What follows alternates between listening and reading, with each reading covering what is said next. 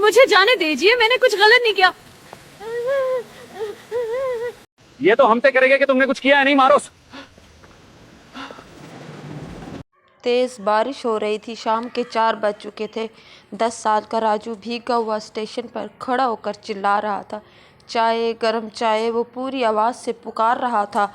लोग आ जा रहे थे, लेकिन किसी की तवज्जो राजू पर ना थी। आते जाते कोई भी इसे देखता ना था। किसी को इस बात से फ़र्क नहीं पड़ता था कि ये बच्चा अपनी बीमार मासी माँ की दवाइयों के लिए चाय बेच रहा है। स्टेशन के एक कोने में 3 सिपाही, राकेश यादव और इसके साथ ही मोहन सिंह और मनोज शर्मा खड़े थे। कहने लगे, देखो छोटा सा बच्चा चाय बेच रहा है। राकेश ने कहा, अरे ओ बच्चे इधर आ। राजू की आंखों में उम्मीद चमक उठी, शायद कोई चाय खरीदेगा। वो दौड़कर पहुंचा, साहब क्या लेंगे?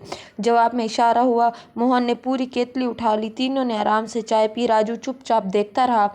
फिर इसने हिम्मत करके पूछा, साहिब पैसे? तीनों जोर से हंस पड़े। हम पुलिस हैं, हमसे पैसे मांग रहे हो? तो वो कहने लगा, मेरी माँ बहुत बीमार है, दवाई के लिए पैसे चाहिए। राकेश का चेहरा एकदम सुर्ख हो उठा। अबे क्या बक रहा है, चल भाग यहाँ से, आधे पैसे ही दे दीजिए। बस इतना ही कहना था कि राकेश ने इसकी छाती पर लात मार दी। राजू ज़मीन पर गिर पड़ा।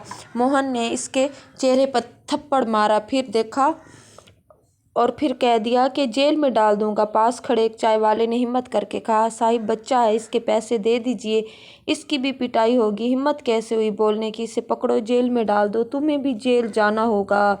अगर जेल जाना चाहता है या फिर यहाँ से भागेगा। डर से राजू रोता हुआ वहाँ से भाग गया। लेकिन इन पुलिस वालों को बेरहमी से पीटना, उस शख्स को पीटा, वो कोई आम बच्चा नहीं था।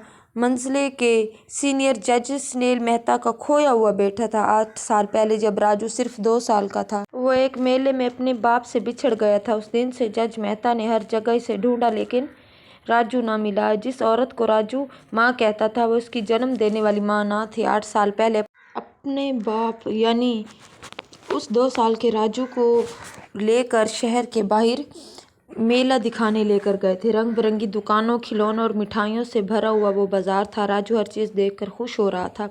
वो जज एक खिलौने की दुकान पर रुका, बस कुछ ही पल, और फिर वही पल इसकी ज़िंदगी का सबसे लंबा इंतज़ार बन गया। इधर मेले की दूसरी तरफ एक गुब्बारे वाला खड़ा था। लाल नीले पीले गुब्बारे हवा में ऐसे लहरा रहे थे मानो किसी चीज़ को अपनी तरफ खींच रहे हों। राजू को लगा कि ये इससे बातें कर रहे हैं। नन्हे कदम अपने आप इस ओर बढ़ने लगे। बच्चे को क्या पता था कि हर कदम इसे अपने पापा से और दूर लेकर जा रहा है। इधर सुनील मेहता अब भी खिलौनों में खोए थे। उन्हें लगा बच्चा पास ही होगा। बेटा ये कार कैसी है? उन्होंने पीछे मुड़कर पूछा। उन्हें लगा शायद बच्चा दुकान के किसी कोने में छुप गया होगा। राजू बेटा कहाँ? वो एक दुकान से दूसरी दुकान भागने लगे।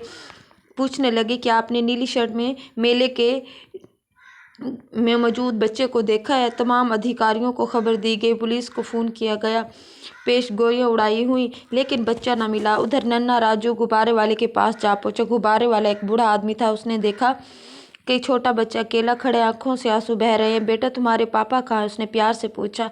राजू ज़्यादा बोल ना सकता था। बूढ़ा आदमी समझ नहीं पा रहा था कि क्या करे। तभी पास में चाय की छोटी सी दुकान चलाने वाली औरत सीमा से कहने लगे, क्या सीमा, ये बच्चा देखो, लगता है कहीं खो गया है, लगता है कि इसे कहीं माँ बाप नहीं मिल रहे। उन्होंने कहा कल फिर ढूंढेंगे, आज इसे मेरे घर ले चलते हैं। गुब्बारे वाले को भी यही ठीक लगा। सीमा राजू को अपने साथ घर ले गई और इसे खाना खिलाया, अपने बिस्तर पर सुलाया। इसके सर पर हाथ फेरते खुद से बोली, कल इसके माँ बाप मिल जाएंगे। लेकिन कल कभी ना आया। उधर राजू बड़ा होने लगा। सीमा माँ ने इसे पढ़ाने की कोशिश की, अच्छे संस्कार दिए। राजू जानता था कि सीमा माँ इसकी असल माँ नहीं है, फिर भी इसके लिए वो सब कुछ थी। जब राजू 7 साल का हुआ, सीमा माँ की तबीयत बिगड़ने लगी। पहले मामूली बीमारी, फिर गंभीर दवाइयों का खर्च बढ़ने लगा। हाँ, एक चाय वाले से मिला। चाचा मुझे काम चाहिए। चाय वाला हैरान था। इतनी छोटी उम्र में राजू ने अपनी कहानी सुना दी। चाय वाला कुछ देर चुप रहा, फिर बोला, ठीक है बेटा, मेरी चाय बेचा करो, जो पैसे मिलेंगे आधे तेरे आधे मेरे। राजू खुशी से उछल पड़ा। अब वह स्टेशन, बाजार और सड़कों पर चाय बेचने लगा। जो पैसे मिलते उनसे सीमा माँ की दवाइयाँ लाता। सीमा माँ का सीना फख्र से भर जाता। कितना अजीम है मेरा बेटा। आज का दिन राजू के लिए सबसे बुरा था। पुलिस वालों ने इसे पीटा, चाय पी, पैसे न दिए اب وہ کس منہ سے ماں کے سامنے جائے گا؟ کیسے بتائے گا کہ آج دوائی نہیں لا پایا؟ گھر پہنچا پورا جسم درد سے ٹوٹ رہا تھا۔ سیما ماں بستر پر لیٹی دروازے کی اور ٹک ٹکی لگائے بیٹے کا انتظار کر رہی تھی۔ باہر قدموں کی آہٹ سنتے ہی وہ اٹھ بیٹھی۔ بیٹا یہ کیا حال بنا لیا؟ آج کچھ غلط لوگوں سے سامنا ہو گیا۔ اس نے بات بتا دی۔ کیسے؟ پولیس والوں نے اس کی چائے پی لی، پیسے نہیں دیے اور پھر بے وجہ مار پیٹ کی۔ جس وقت راجو اسٹیشن پر پیٹ رہا تھا اسی وقت وہاں ایک اور شخص موجود تھا، دیپک پانڈے۔ وہ ایک صحافی تھا، نیوز چینل کا رپورٹر تھا، کسی دوسری خبر کے لیے اسٹیشن آیا تھا، لیکن جو اس نے دیکھا اس نے اسے اندر تک ہلا دیا تھا۔ 3 پولیس والے ایک 10 سال کا بچہ سے چائے چھین کر پی بھی جا رہی تھی اور پھر تھپڑ دھمکی۔ دیپک نے بنا سوچے کیمرہ آن کیا اور سب کچھ ریکارڈ کر لیا۔ بچہ روتا ہوا وہاں سے بھاگا اور وہ چپ چاپ اس کے پیچھے پیچھے چلا گیا، یہ دیکھنے کے لیے کہ آخر وہ بچہ کہاں جاتا ہے۔ یہ کہانی لوگوں تک پہنچنی چاہیے، دیپک نے خود سے کہا، نہیں تو یہ بچہ بھی باقی خبروں کی طرح گم ہو جائے گا۔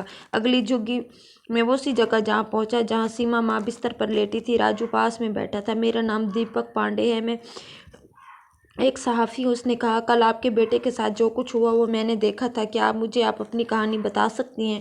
پھر آہستہ آہستہ روتے ہوئے سیما ماں بتانے لگی کہ وہ میلے میں ایک دفعہ چائے کی دکان کھولی تھی۔ وہ چائے بیچ رہی تھی کہ اس نے دیکھا کہ ایک بوڑھے شخص کے پاس ایک چھوٹا سا 2 سال کا بچہ غبارے لینے کے لیے آیا، وہ رو رہا ہے۔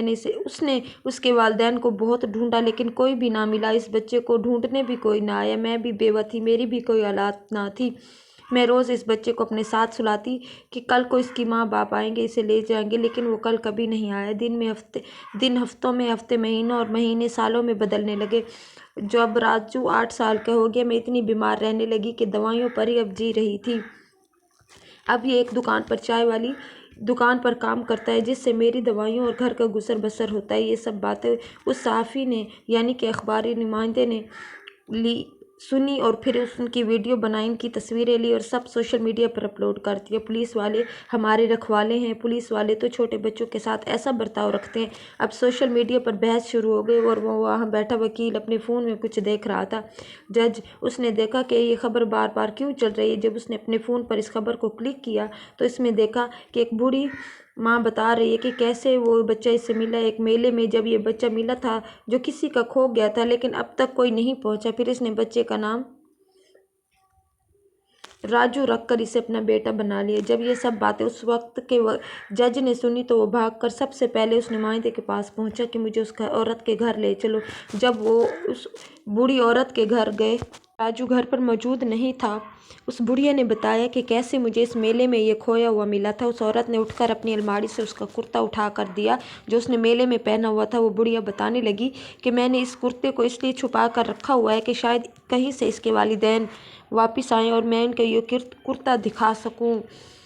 جب جج نے یہ دیکھا تو تڑپ اٹھا۔ اس نے وہ عورت کو بتانے لگا کہ میں اپنے بیٹے کو لے کر اس میلے میں گیا تھا اور کھلونے والی دکان پر کھلونے دیکھ رہا تھا۔ میں نے پیچھے مڑ کر دیکھا تو میرا بیٹا کھو گیا تھا۔ میں نے اپنے بیٹے کو بہت ڈھونڈا، میرا بیٹا مجھے کہیں نہ ملا۔ تو وہ کہنے لگی یہ سب باتیں مجھے کیوں بتا رہے ہیں؟ ابھی یہ سب باتیں ہو ہی رہی تھی کہ وہ بیچاری بڑھیا کا دم نکل گیا۔ اس بڑھیا کے مرنے کی خبر جب راجو تک پہنچی تو وہ دکان پر جو کام کر رہا تھا بھاگتا ہوا گھر پہنچا اور دیکھا کہ اس کی ماں مر گئی ہے تو وہ بلک بلک کر رونے لگا۔ اس جج نے آگے بڑھ کر اپنے بیٹے کو سینے سے لگایا اور کہا میں تمہارا باپ ہوں، تم میرے بیٹے ہو، تو میرا وہ بیٹا ہے کھویا ہوا جو میلے میں کھو گیا تھا۔ دوسری طرف سوشل میڈیا پر غلط خبریں چل رہی تھی، اس بچے کو انصاف ملنا چاہیے، اس بچے کو انصاف ملنا چاہیے۔ اس جج نے وکیل کو لیا اور اپنے گھر آ گیا۔ اس نے اپنے بیٹے کی دیکھ بھال کی، اسے کھانا دیا، اسے اچھے اسکول میں داخل کروایا اور ان تینوں پولیس والوں کے خلاف کارروائی کی اور تینوں کو نوکری سے خارج کروا دیا گیا۔ اگر پولیس بھی عوام کے ساتھ یہی حال کرنے لگ جائے تو عوام انصاف کے لیے کس کے پاس جائے گی؟ جب پولیس والوں نے چھوٹے سے 10 سال کے بچے کے ساتھ اتنا ظلم کیا تو ان کو سزا ملنی ہی چاہیے تھی۔ ٹھوکریں کھائیں گے، نوکری کے لیے ہر دروازہ کھٹکھٹائیں گے، انہیں نوکری کہیں نہ ملے گی۔ انہیں احساس ہوگا کہ ہم نے اس چھوٹے سے بچے کے ساتھ کیا کیا تھا۔